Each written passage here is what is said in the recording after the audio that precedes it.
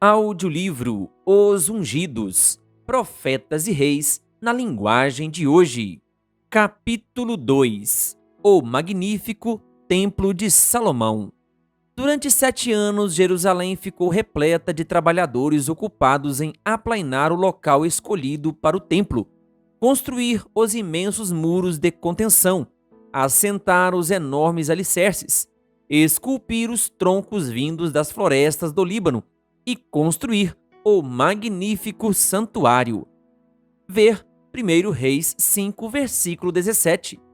Ao mesmo tempo, a fabricação dos móveis e utensílios avançava sob a liderança de Hirão, de Tiro, homem de grande habilidade, treinado para trabalhar com ouro e prata, bronze e ferro, pedra e madeira, e em tecido roxo, azul e vermelho, em linho fino e em todo tipo de entalhe. Segundo Crônicas 2, versículos 13 e 14. O templo sobre o Monte Moriá foi construído de maneira silenciosa para que assim, durante a construção, não se ouvisse o barulho de martelos, machados ou qualquer outra ferramenta. 1 Reis 6, versículo 7. Entre os belos móveis e utensílios estavam o altar de incenso, a mesa dos pães da proposição, o castiçal com as lâmpadas, os vasos e objetos relacionados com o lugar santo, tudo de ouro maciço. Segundo Crônicas 4, versículo 21. O altar de bronze para as ofertas queimadas, o lavatório sobre 12 bois, com muitos outros vasos. Na planície do Jordão, o rei os mandou fundir em moldes de barro. Segundo Crônicas 4, versículo 17. A inigualável beleza do templo. O majestoso templo que Salomão construiu para Deus e seu culto era de esplendor sem igual, adornado com pedras preciosas e revestido de cedro trabalhado e ouro polido. O templo, com seus belos móveis e utensílios, era um símbolo da Igreja viva de Deus na terra, que tem sido construída através dos séculos com material que se compara ao ouro, prata e pedras preciosas, como colunas esculpidas para ornamentar um palácio. 1 Coríntios 3, versículo 12. Salmos 144, versículo 12. Tendo Cristo como a principal pedra angular, no qual todo o edifício é ajustado e cresce para tornar-se um santuário santo no Senhor. Efésios 2, versículos 20 e 21. Finalmente, a construção do templo foi concluída. Salomão executou muito bem tudo o que pretendia realizar no templo do Senhor. Segundo Crônicas 7, versículo 11. Restava agora realizar a solene cerimônia de dedicação, para que o palácio que adornava o Monte Moriá pudesse de fato se tornar um lugar de habitação, não para homem, mas para o Senhor, o nosso Deus. 1 Crônicas 29, versículo 1. O local em que o templo foi construído já era considerado sagrado havia muito tempo. Foi ali que Abraão havia demonstrado estar disposto a sacrificar seu único filho, em obediência à ordem de Deus. Ali, Deus renovara a gloriosa promessa messiânica de libertação por meio do sacrifício de seu filho. Ver Gênesis 22, versículo 9 e 16 a 18. Foi ali que Deus respondera a Davi, enviando fogo do céu, depois de o rei ter oferecido sacrifícios queimados e ofertas pacíficas para deter a espada do anjo destruidor, que estava punindo o povo. Ver 1 Crônicas 21, versículo 26. E agora, os adoradores de Jeová estavam ali mais uma vez, para se encontrarem com seu Deus e renovar os votos de fidelidade a ele. A glória de Deus enche o templo. Salomão escolheu a época da festa dos tabernáculos para realizar a cerimônia de dedicação. Essa festa era, acima de tudo, uma ocasião de muita alegria. O período da colheita tinha chegado ao fim. O povo estava livre de trabalhos e podia desfrutar por completo as alegres influências que envolviam aquele momento. As tribos de Israel, com representantes de muitas nações estrangeiras muito bem vestidos, reuniram-se no pátio do templo. A cena era de esplendor incomum. Salomão, com os anciãos e homens influentes, trouxe a arca da aliança de outra parte da cidade, a antiga tenda do encontro, com todos os seus utensílios sagrados, foi transferida de Gibeon, segundo Crônicas 5, versículo 5.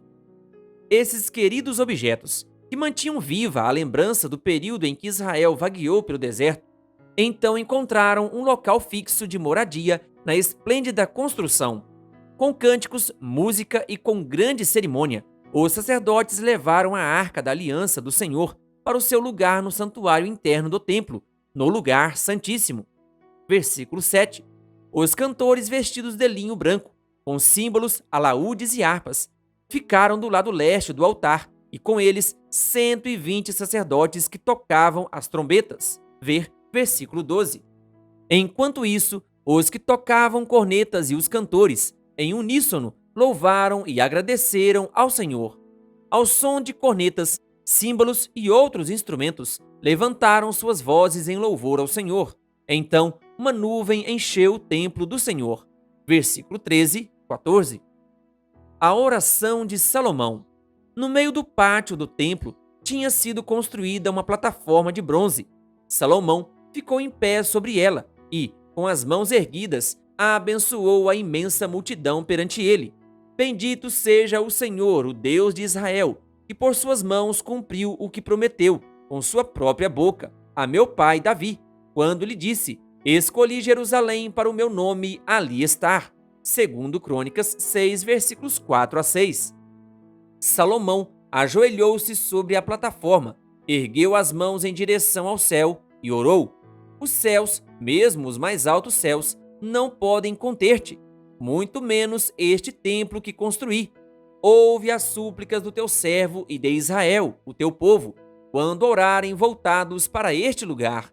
Ouve desde os céus, lugar da tua habitação, e quando ouvires, dá-lhes o teu perdão. Quando Israel, por ter pecado contra ti, voltar-se para ti e invocar o teu nome, orando e suplicando a ti neste templo, ouve dos céus e perdoa o pecado de Israel, o teu povo. Quando se fechar o céu e não houver chuva por haver o teu povo pecado contra ti, e o teu povo voltado para este lugar, invocar o teu nome e afastar-se do seu pecado por o haveres castigado, ouve dos céus e perdoa o pecado dos teus servos. Quando inimigos sitiarem suas cidades, quando em meio a qualquer praga ou epidemia, uma oração ou uma súplica por misericórdia for feita por um israelita, ou por todo Israel, teu povo, cada um sentindo as suas próprias aflições e dores, estendendo as mãos na direção deste templo, ouve dos céus o lugar da tua habitação. Perdoa, assim eles te temerão e andarão segundo a tua vontade durante todo o tempo em que viverem na terra que deste aos nossos antepassados. Quanto ao estrangeiro que veio de uma terra distante por causa do teu grande nome, quando ele vier e orar voltado para este templo, ouve dos céus, lugar da tua habitação, e atende o pedido do estrangeiro, a fim de que todos os povos da terra conheçam o teu nome e te temam, quando pecarem contra ti, pois não há ninguém que não peque, e ficares irado com eles, e os entregares ao inimigo, e este os levar prisioneiros para uma terra distante ou próxima.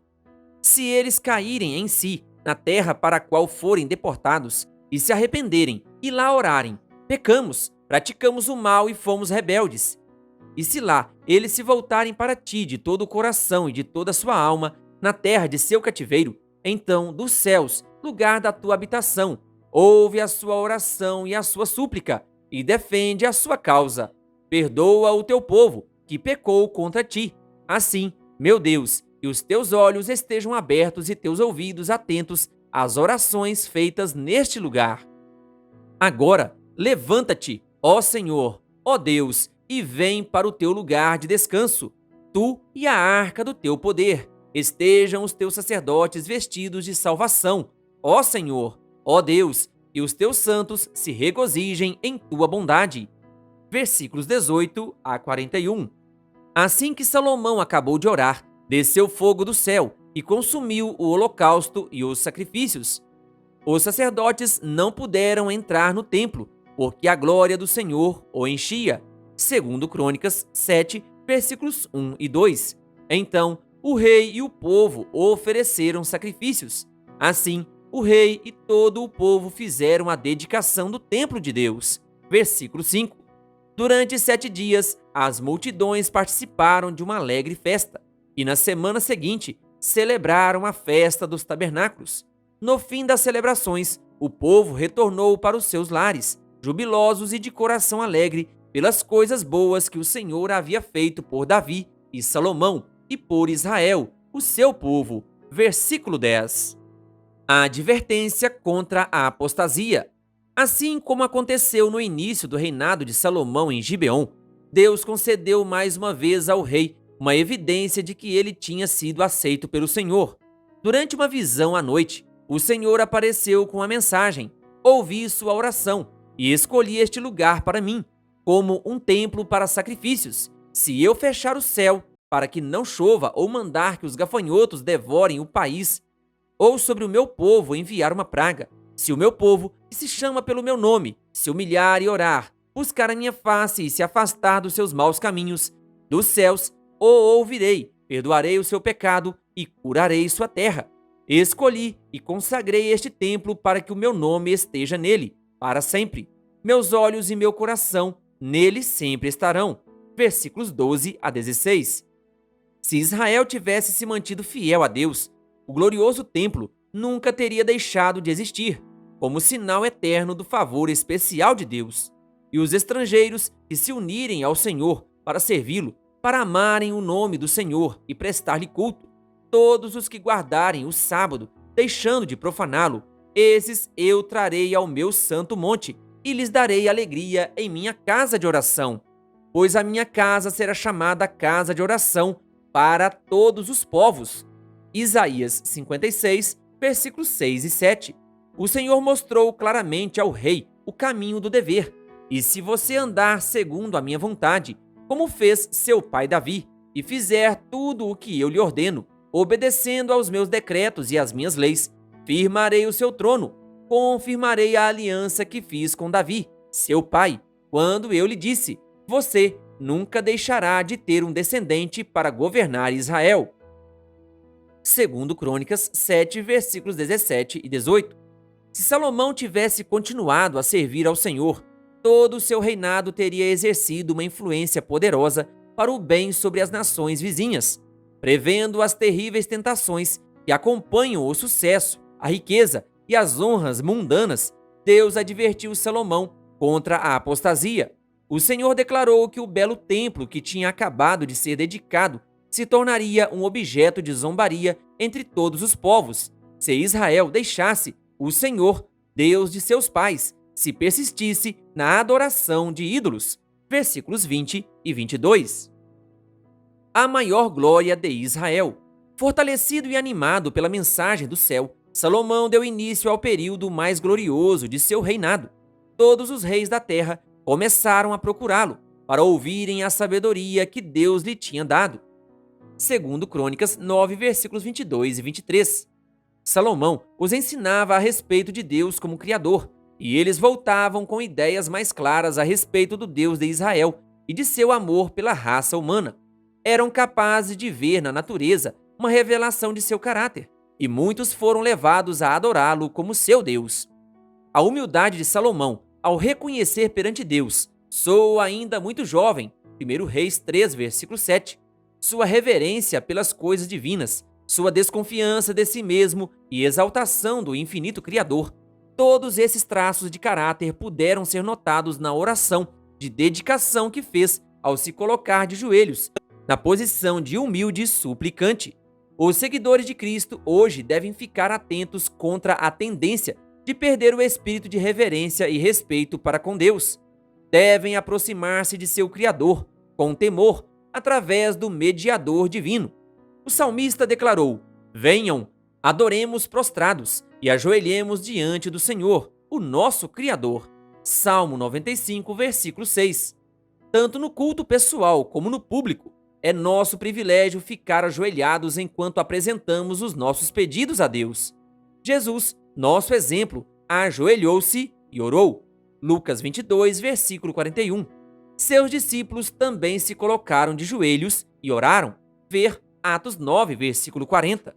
Paulo declarou: ajoelho-me diante do Pai. Efésios 3, versículo 14. Daniel se ajoelhava e orava, agradecendo ao seu Deus. Daniel 6, versículo 10.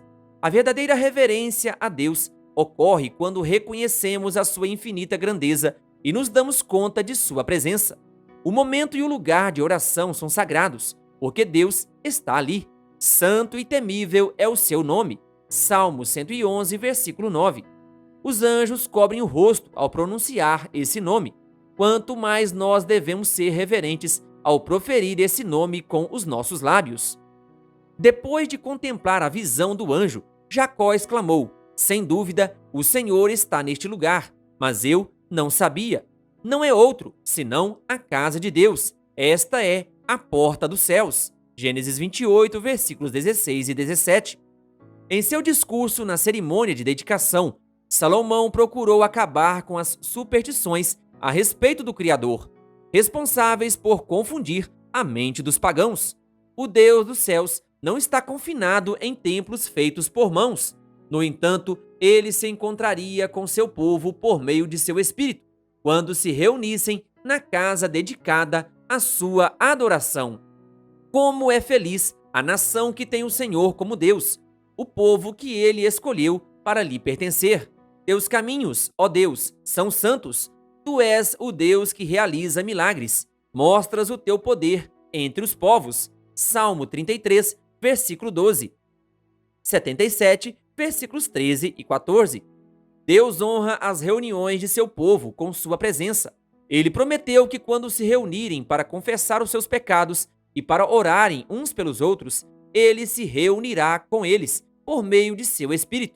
Mas, se os que se reúnem para o adorar não abandonarem tudo o que é mal, a reunião não terá valor algum. Os que adoram a Deus devem adorá-lo em espírito e em verdade. São estes os adoradores que o Pai procura. João 4, versículo 23. Querido ouvinte, que Deus lhe abençoe. Se você ainda não é inscrito em nosso canal, então se inscreva e ative o sininho das notificações. Canal O Bom da Bíblia, compartilhando a Palavra de Deus.